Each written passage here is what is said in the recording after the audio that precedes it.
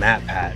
What happens when a nerdy data analyst / theater kid builds a network of YouTube channels with over 36 million subscribers, and then after 12 years, they decide to sell it all? I'm Anthony Padilla, and I spent today with MatPat to find out.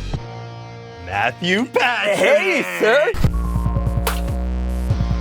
This episode is sponsored by BetterHelp Online Therapy. Visit betterhelp.com/Padilla because sometimes existing is exhausting. Now, where were we? You just sold your YouTube channels. Yes. How many channels was that? 4 channels. Yeah. 5-6 million subscribers. Holy The whole Theorist business is in someone else's hands. I sold it all. 100%? I still participate in the parent company now, so I still do have ownership in the overall business, but it's just like the level up of the business. Okay. But yeah, no, at the end of the day, all decisions that are made, I'm a consultant, I'm an advisor, I am there to help out as best I can to steward Theorist forward with all the right directions, but the decisions are ultimately in someone else's hands. Are you allowed to talk about how much money you sold the company for? No.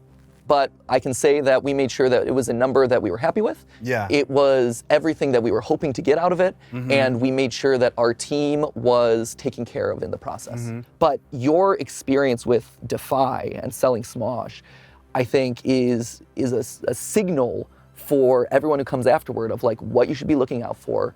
Learning the lessons from you and your experience was so important in all the negotiations that we had going in. Yeah, I mean, I'm glad that our experience could at least be a good example of the things to look out for. Yeah. And for anyone watching that doesn't know, what happened was YouTube was changing a lot of things, and I had this fear that, you know, we had been doing YouTube for 6 years at that time, and it was the Wild West, and it was like at any point anything could collapse.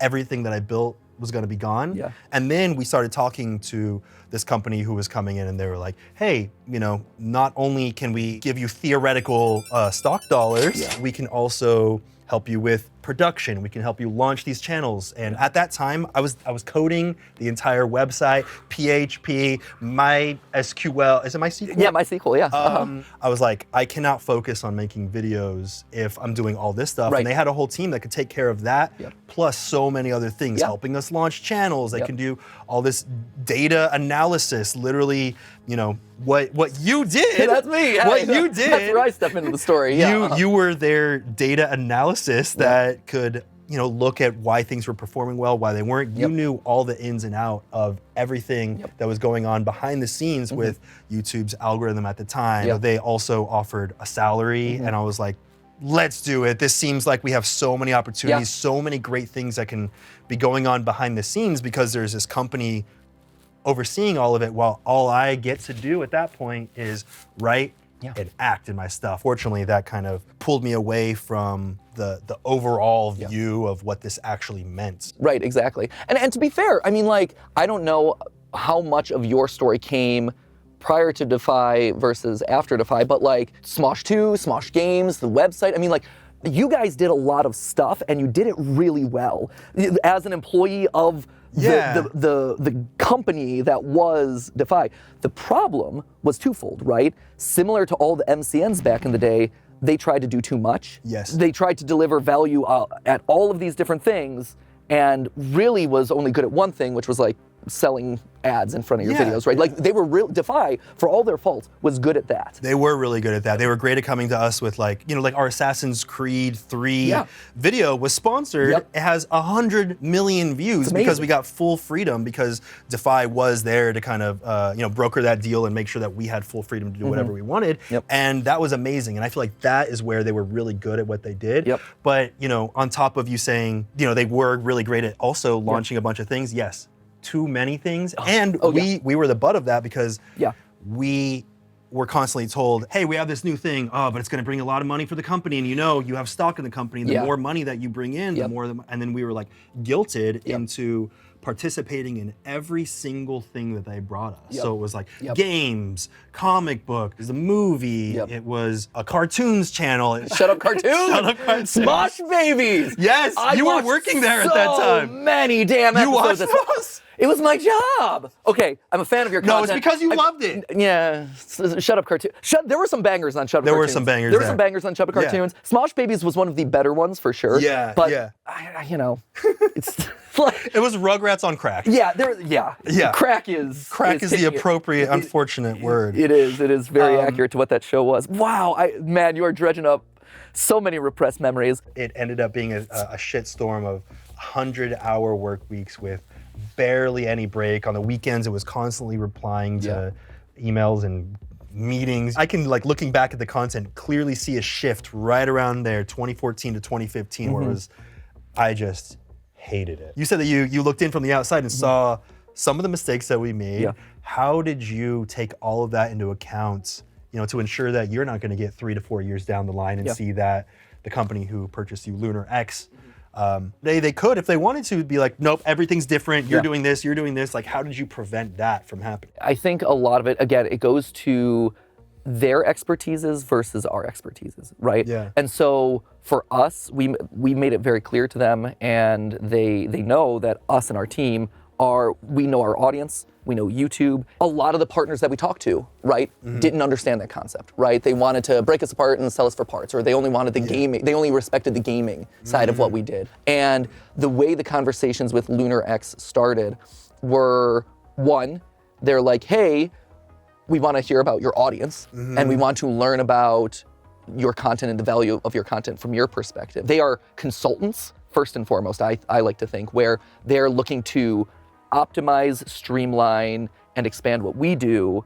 rather than us slotting into a larger company. And the other thing too is, like, things that we've done to ensure it, like, we made sure contractually that our team is protected. They cannot be removed from their positions for a certain amount of time unless something, obviously egregious happens, right? We ensured that Steph and I are still CEO and COO of Theorist for the foreseeable future. But that's only for a certain amount of time Sure. that's at least in contractual writing, right? Yeah, 100%. There's only so much that you can guarantee for a certain amount of time, right?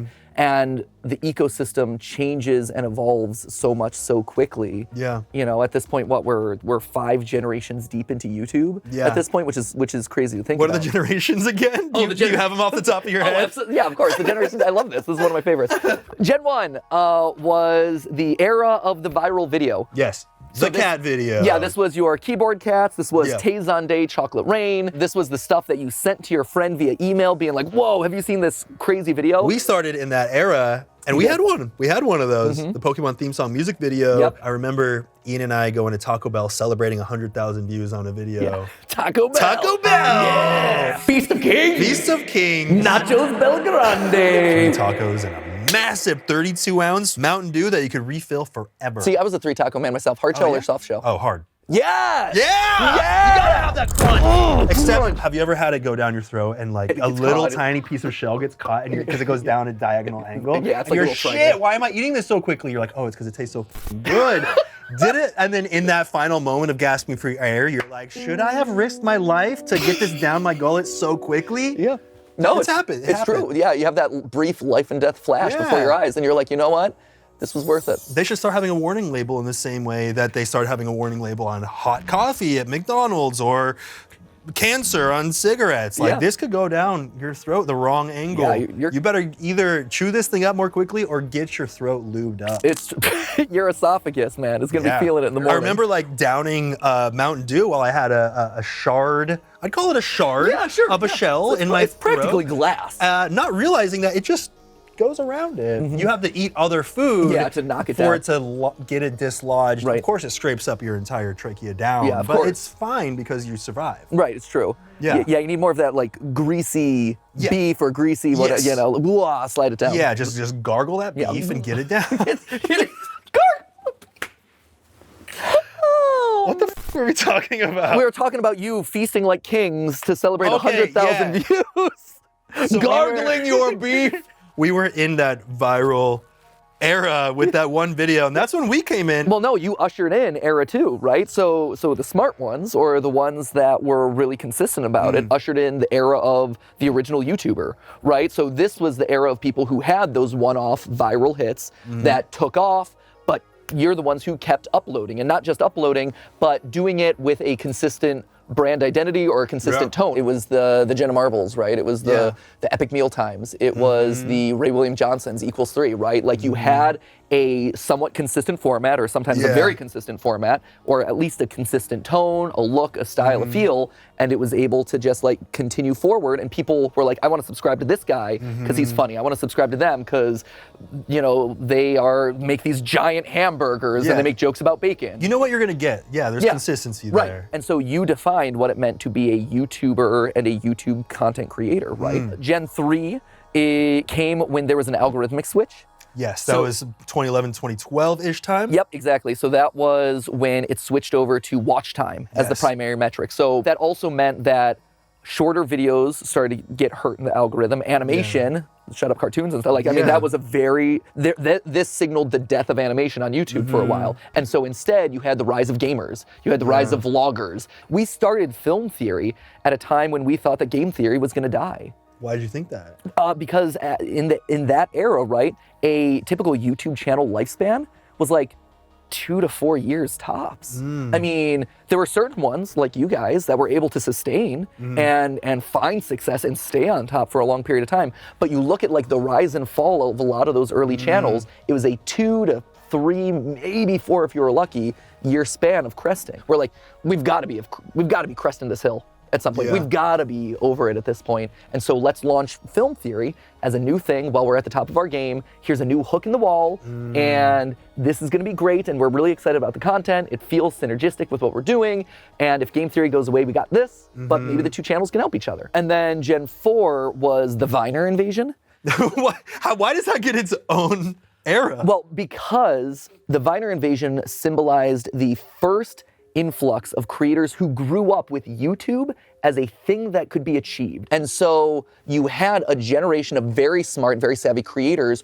who grew up watching you, who grew up watching these vloggers and these viral videos and seeing, wow, look at all the views they're getting. Wow, look at all the money they must be making. I want to pursue YouTube as a career. Now that brings us to the last couple years where we've transitioned into phase 5. Phase 5 has been a lot of different competing interests, right? You have brand safety being like one of the most deciding elements on the platform. You have, you know, the influence of TikTok and Shorts now being a huge influence. You have the rise of Mr. Beast, you know, really creating this like umbrella of content that is like aspirational that a lot of other creators want to go to. You also have the rise of all the content houses as businesses have started to come in and see like this is a place where I can build my brand, right? YouTube has now become the adult in the room where they are now the new television.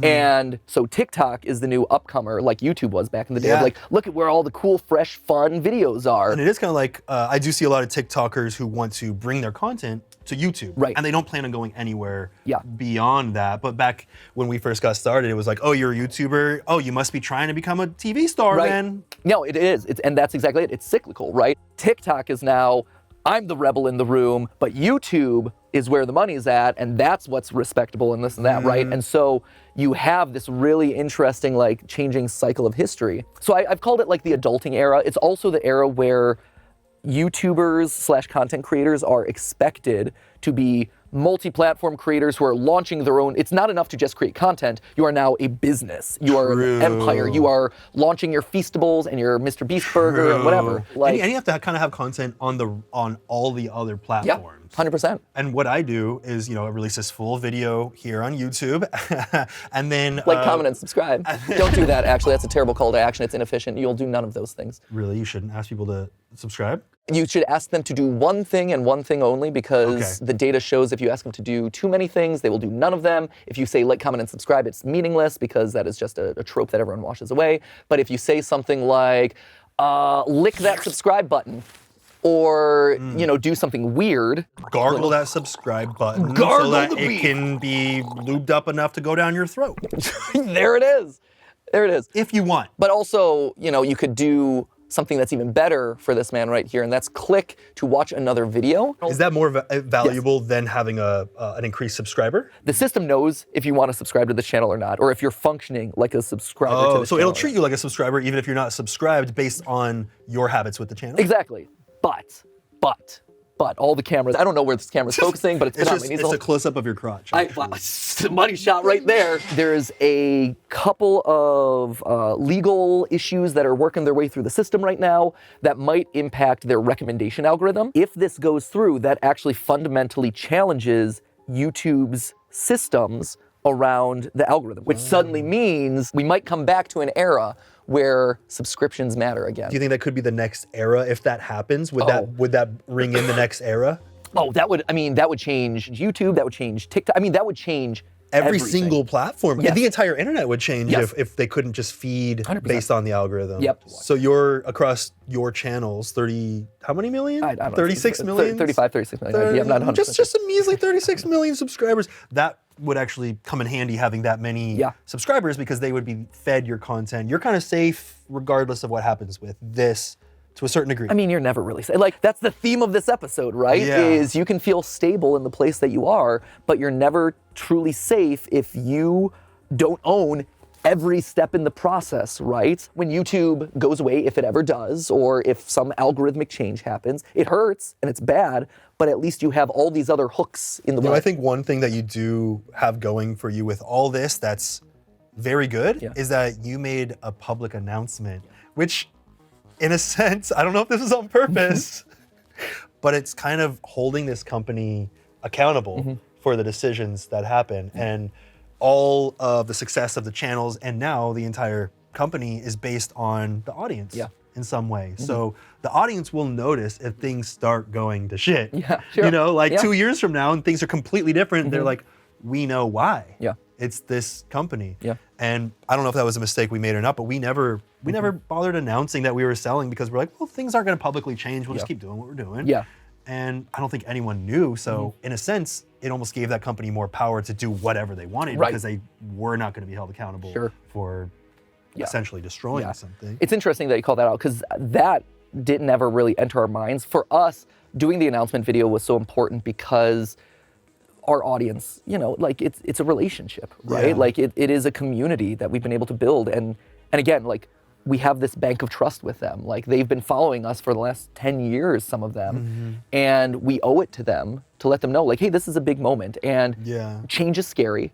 We understand that. You know, we're nervous too, but we feel good about this and we feel like this is the best next step for us, for our team, and for this channel that you've enjoyed watching for as long as you have, and we want you along on that ride. I don't think you ever got into what your original purpose for your channel was. Yeah, my channel came out of what was like which was game theory, right? Yeah, game theory was the original. Yeah. I toured around in theater for a while. I was directing and acting. I didn't know you were an actor before that. I didn't know that you were used to being on screen because a lot of your game theory stuff was so analytical. I just assumed that there's a disconnect. I went to college for theater and neuroscience, which is very opposite sides of the spectrum. Very different at the time. Like I was touring around in theater, directing and acting in shows. And after about 2 years of touring around, it was not a lifestyle that I wanted. Like I hated living out of a suitcase. I hated, you know, living paycheck to paycheck and every 3 months being out of a job. And that instability was devastating for me. And so I'm like, this is not giving me the creative satisfaction that I'm looking for. This is not giving me the like life satisfaction that I'm looking for. I need to get out.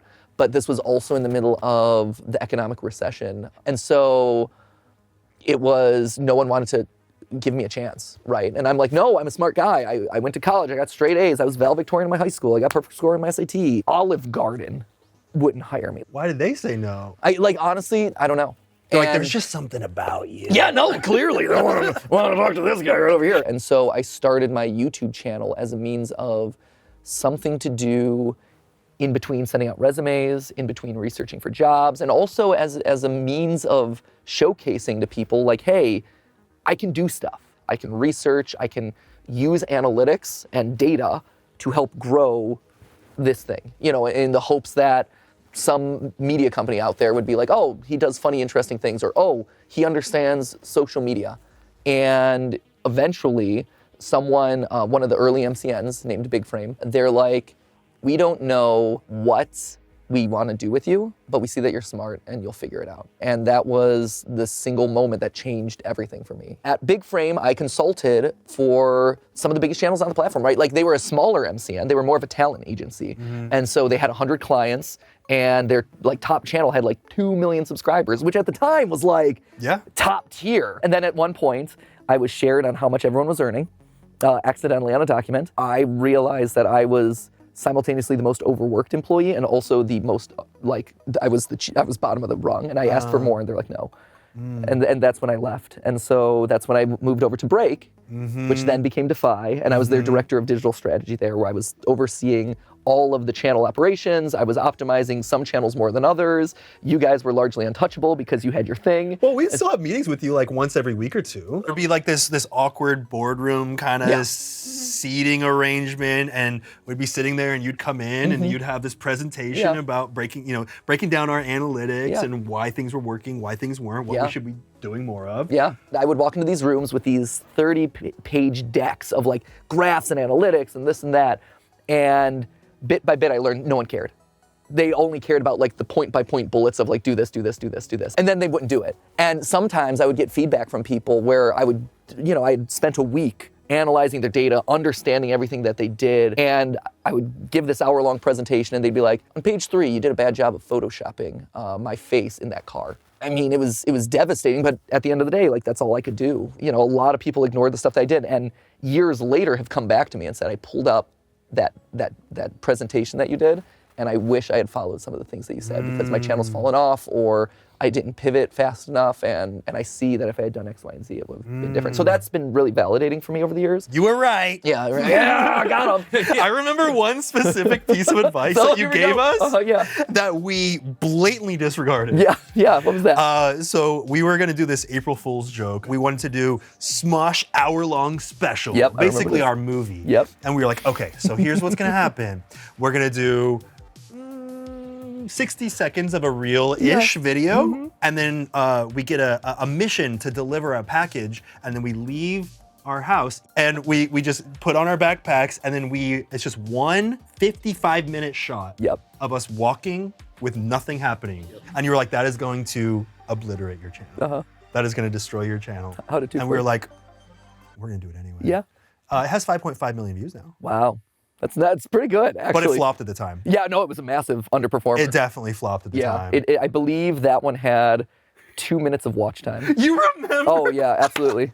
No, the retention graph is incredible. I've never seen a more ride the bottom. Literally 0 minutes of watch time. There were certain things that happened because we tried to fluff it up by saying little things that I don't think a single soul has ever seen.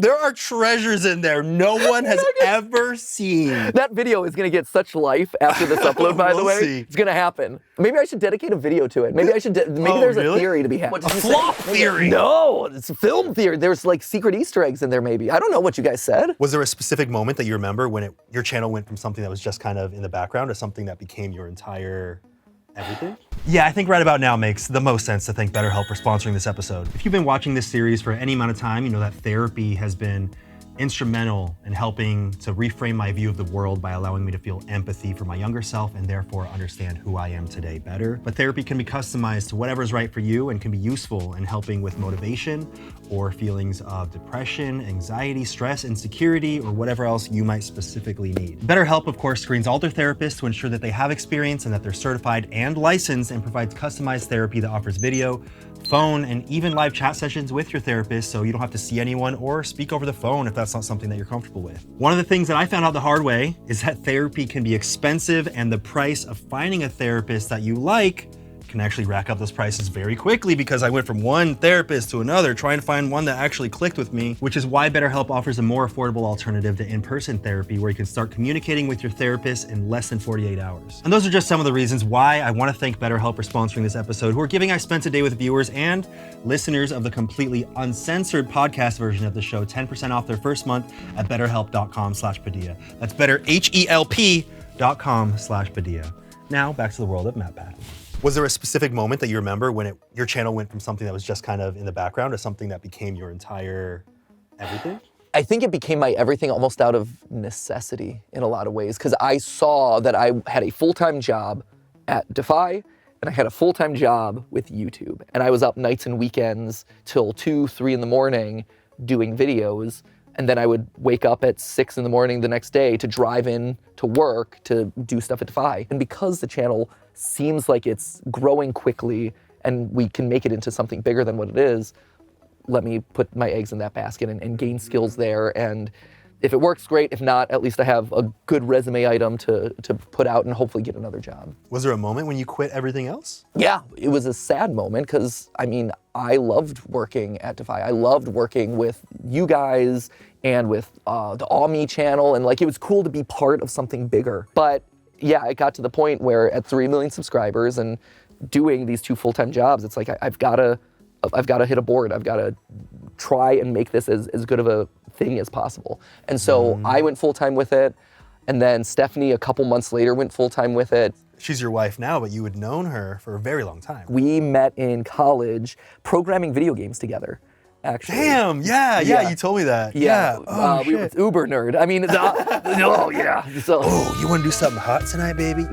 Yeah, let's program. Late night programming a Zelda parody. It was kind of hot though, I'm sure. Oh, certainly. No, she's wonderful, and I cannot talk about her enough because she constantly inspires me. She's also the one who taught me that it was enough to just be me. She's always the one who's there to remind me, like, no, you can reach out to these people. It's okay. Like, you don't have to be shy. Like, you don't have to put on a facade. You don't have to be MatPat all the time and like, whoa, hey, funniest guy in the room. That's the MatPat voice. The MatPat voice came out. Hey, it's me. You know, because for a long time, I had this thing where I had to have a persona up, and I felt like I had to have something else projected out into the universe. Like with every conversation you had? Yeah, with every conversation. Just because I didn't feel like people would accept me for me. Because historically, they really didn't. And Stephanie was the first to really show me, like, no, you are enough. Is it difficult to be working with your partner when all the attention is on you? You know, like when a lot of people think about the success of the channel, they might look at you being the reason for that. Yeah, no, and it hurts me a lot of times to see historically how Stephanie got overlooked. There were moments, I distinctly remember this one party we went to at VidCon with people from Defy who, you know, were talking about us and the channel and things, and Stephanie would say stuff, and then they would have no response. And then I would say the exact same thing, and they'd be like, oh, what a great idea, that's brilliant, oh, wonderful, we should do that. And it was so hurtful and sad for me to see. Same thing with YouTube. You know, it took a long time for me to say no. Like, yes, I'm the face of the channel, and yes, I'm a very important part of this.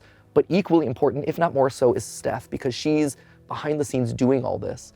And it took years of beating that door and beating that drum and saying, like, please pay attention to her, because she has so many valid ideas, so many worthwhile things to say in the space, even beyond what I have to say, because she's approaching it from a completely different angle. Listen to her. And I mean, I think at this point, the space has matured enough and people are aware that it's not just one face, one channel. It's a team of people behind. It's a team of editors. It's a team of businessmen, whatever, who are helping make these things possible. So what's next for theory, for the theorists? What's next? There's been a little bit of news, right? I mean, like it's been pretty big. There's been a lot happening. I mean, for the longest time, we've always believed that you can be a theorist about anything. If you have a passion and a love for something, you are a theorist about it, right? And, you know, I look at our content and we're like uber nerds. But you look at like sports guys who are like dissecting like the stats around individual players and doing fantasy teams and track, they're nerds too. They're just nerds about sports, right? We're all nerds about something. Yeah. And so I've always believed that there is room for a theorist channel about almost anything that you could point to. Do you think that you'll eventually get to that point with your parent company where you just start launching one about this and then this topic and then... That's the goal. Honestly, like, but there's only 4 rings on your... There is only 4 rings. So 4 colors I mean, it's, on your ring. It's steps. It's, you know, baby steps, right? Yeah, are you gonna start introducing more rings? We might have to squeeze a ring or 2 in there. We'll see how they go. Okay. But yeah, we have the 4th channel coming soon. Are you gonna surprise launch it without telling people the topic, or are you announcing the topic today? I am not announcing the topic today, but there will be little ARG clues, seeding it out there. Like already people have dissected that the new color is blue. Okay. And that the initials are ST. So T is theory. But spoiler alert, I solved that one for you. Okay, But, so S- it's up to the audience to figure out what the S stands for. I can also say that yesterday, I was here in LA filming something where I got a lot of blue goo spattered all over me. Oh, so it's sex theory. I figured it out. I didn't need an ARG or any clues. Coming to a red tube near you one of these days. In more ways than one. I must say, it's so refreshing to see someone so excited about the content that they're making and the future possibilities. You know, you've been doing this for so long. How long have you been doing it? Over a decade? 12 years at this point. 12 Yeah. years, Yeah. and you are still so excited about every single thing that you're doing. I feel like that is what is keeping you and probably Steph and so many of your team young with just that just fueled with excitement. Yeah, I am so lucky to be surrounded by so many talented, creative people, and you know, it's one of those things that there's so many awesome ideas, and there's so much enthusiasm for all of the stuff that we touch, and you know, they inspire me, I inspire them. It's this very synergistic cycle. It's a virtuous cycle, I guess. I'm hopeful that again, with added resources and stuff, all of a sudden, we're able to capitalize off of that. They're able to get the spotlight that they, you know, so deserve after years of kind of funneling through my creativity. Finally, they get to step out and work on some of these projects or activate on some of their ideas that they've always had, and you know, host things or work as part of a writer's group to produce a podcast or whatever. All of that opens up the doors. So, and again, it keeps you young. Do you have a theory about this channel? What's the deal with the painting back there? I've always wondered about the painting, but hold on. What's up? Have you noticed this? What is it? Have you, What? Have you seen this? What is it? Right there. What? There's like a remnant of a ring on there. There's a. And there might be a little code right there. There is a. Do you see that code? What do you think that is? No, there really is. I know. If you look at, I actually never. Did she hide that? Yeah, I think she might have hit it. Did she hide Isn't that crazy? a secret code? Yeah, secret code. I think there might be a conspiracy afoot. Okay, I'm gonna have to look at that later because I had no idea that that was there. No, it's true. I think that this painting might unlock its own secret lore to your channel.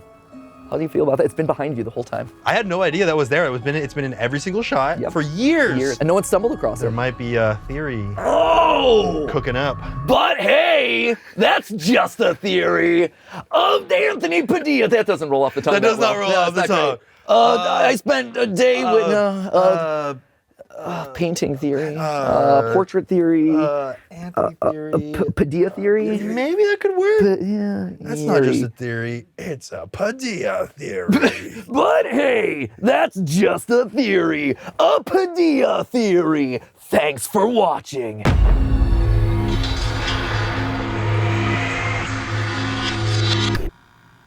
Can I interview you now? Like this is Yeah, great. sure. You know what? Sure. So- you know what? Welcome.